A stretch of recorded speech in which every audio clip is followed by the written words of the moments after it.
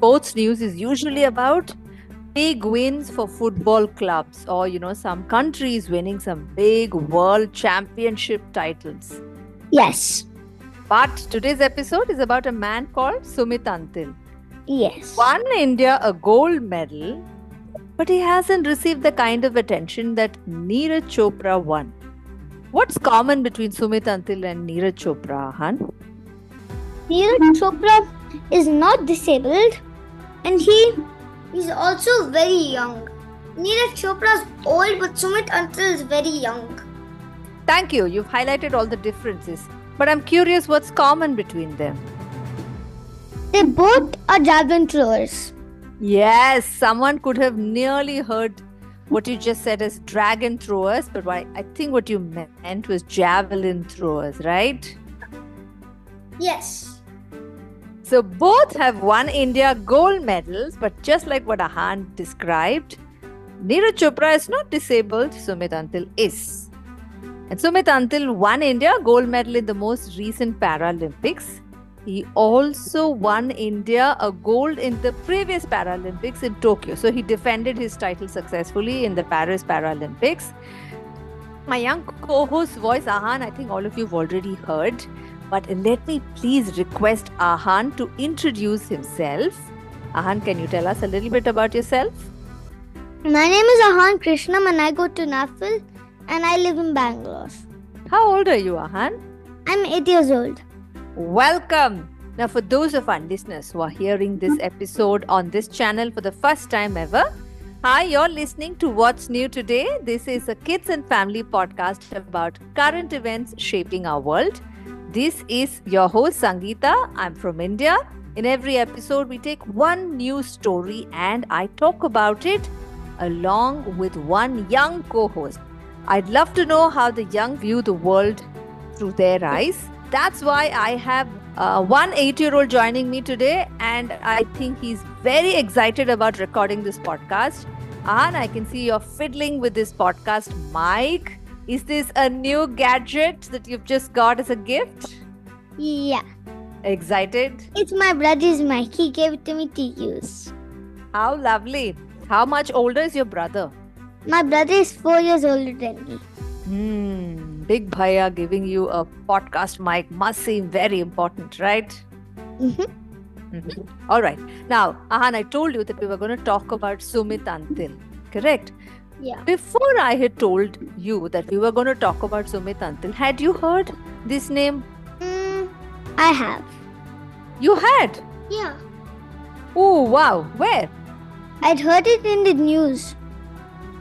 You mean your parents watched the news on TV? Is that when you heard? Yeah. In the newspaper also. You read newspapers? Yeah. Which page do you like to read the most? I like to read the comic page. How cool.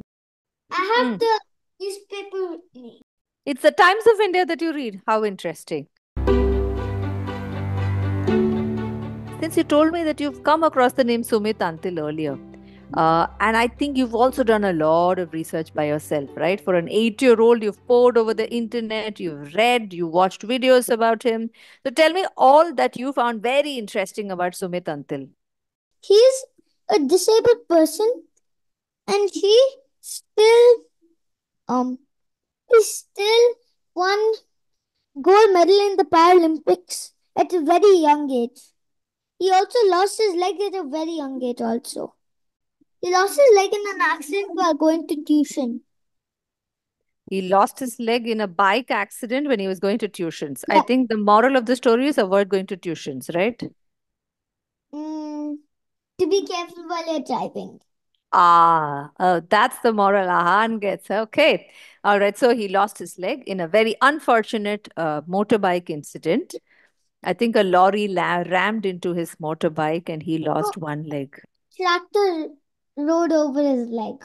A tractor, sorry. I got the vehicle wrong. Okay. So he lost his leg. Then what happened?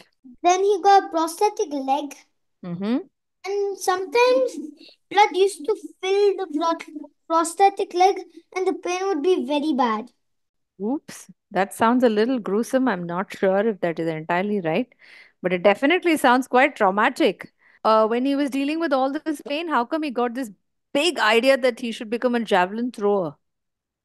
Because he wanted to be a wrestler, but since he had a prosthetic leg, he had to let go of his wrestling dream, which was kind of tough. So then he thought of being a javelin thrower. Yeah, the great thing was when he was young, like when he was as young as Ahan, I think he used to get wrestling coaching. He wanted to be a wrestler, but then he became a javelin thrower because that would be a sport that you can do with your prosthetic leg.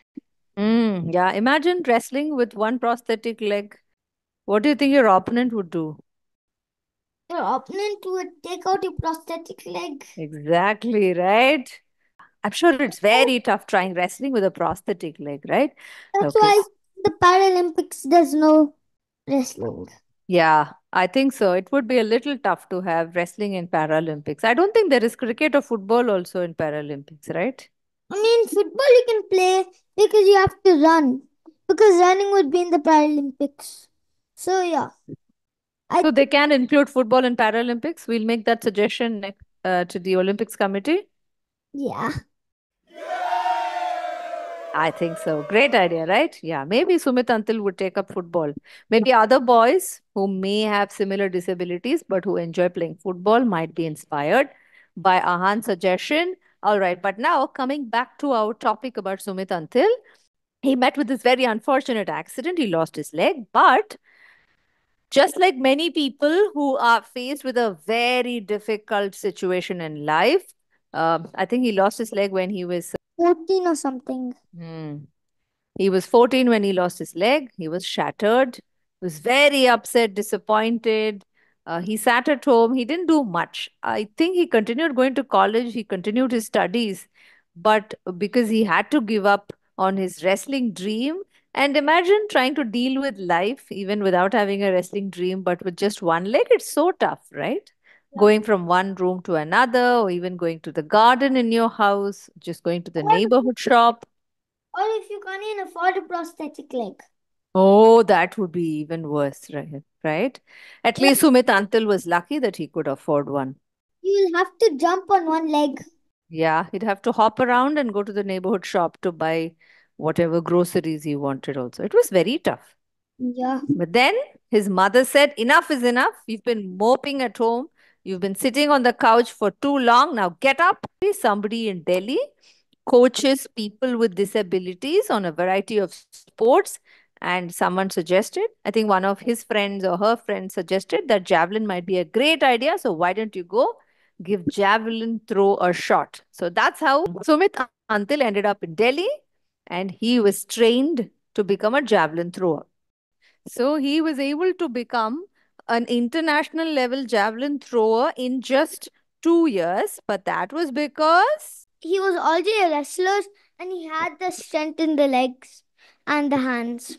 right. He had developed sufficient upper body strength by that time. That's why it wasn't so difficult for him to train to become an international level javelin thrower.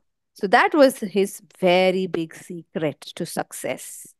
Now, do you know which of his two legs is the artificial one and which one is the real one? The right one is the artificial. Okay, I think I'm told that it is the left one. So do you know on with which hand he throws and therefore with which leg he will land when he does the javelin throw? He throws with his right hand. So to which leg do you think he'll land on then? Right leg. Do you want to try standing up? Do you want to give it a shot? Try and throw the javelin with your right arm. It'll be easy because I'm a righty. I'll just push my mic a little. Oh, you're afraid that you'll bang into the mic when you throw the javelin, the imaginary javelin. For those of our listeners who are listening to this only on audio, I just had a spectacular view of how Ahan would throw his javelin. But Ahan, tell me which leg was behind when you just tried?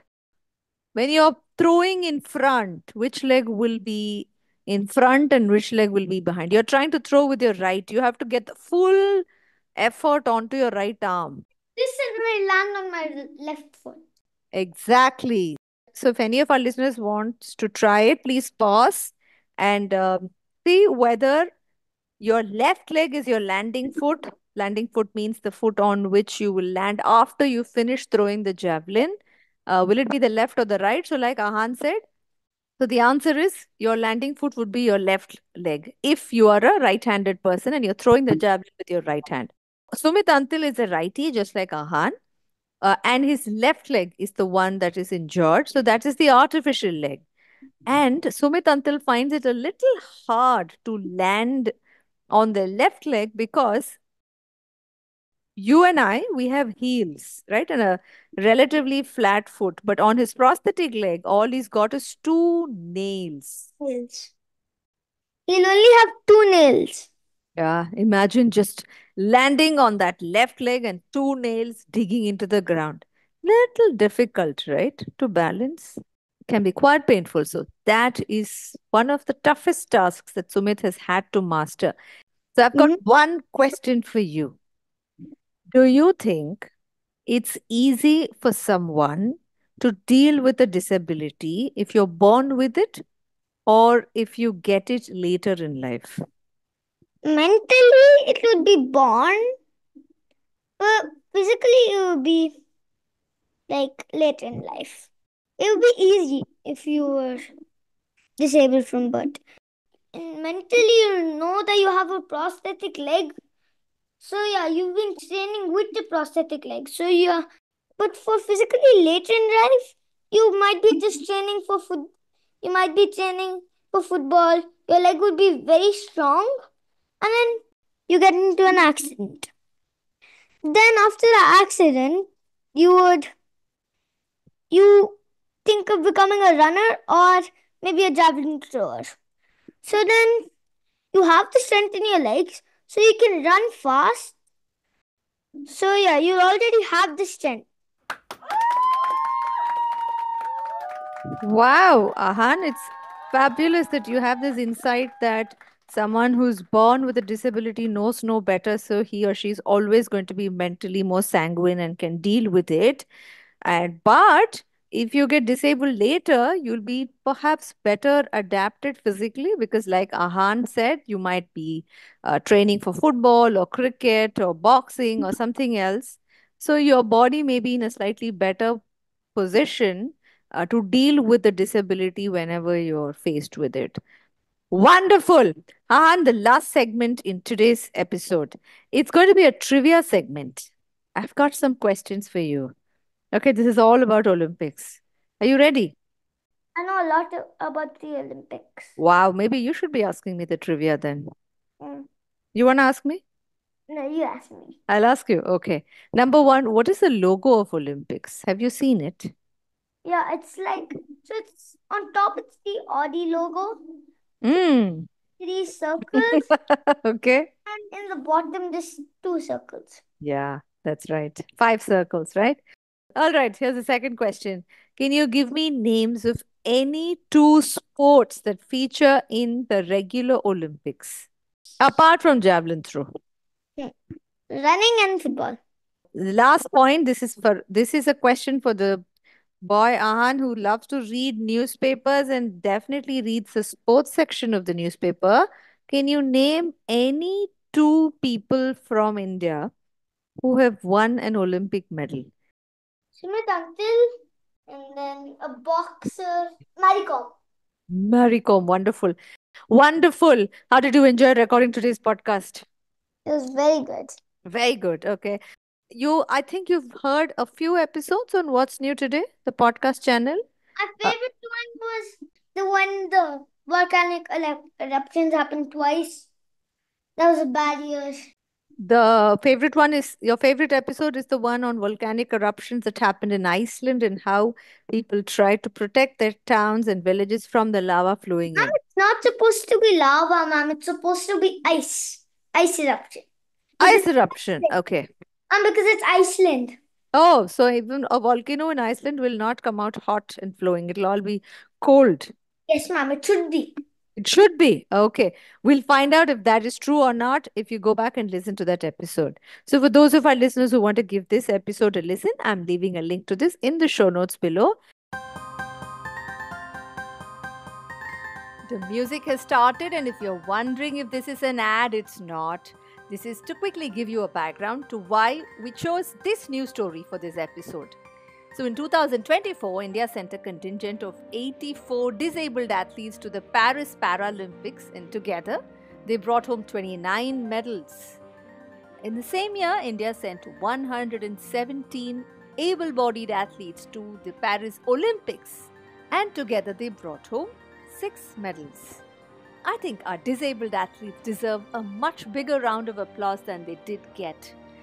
And their stories don't belong just to a tiny corner in our sports pages of newspapers. And that's one of the reasons why I thought we should bring Sumit Antil's story into this episode of What's New Today. And before we end this episode, a quick heads up to all our young listeners. I write a weekly newsletter covering one news story each week. It could be about space, science, technology, geopolitics, or sports.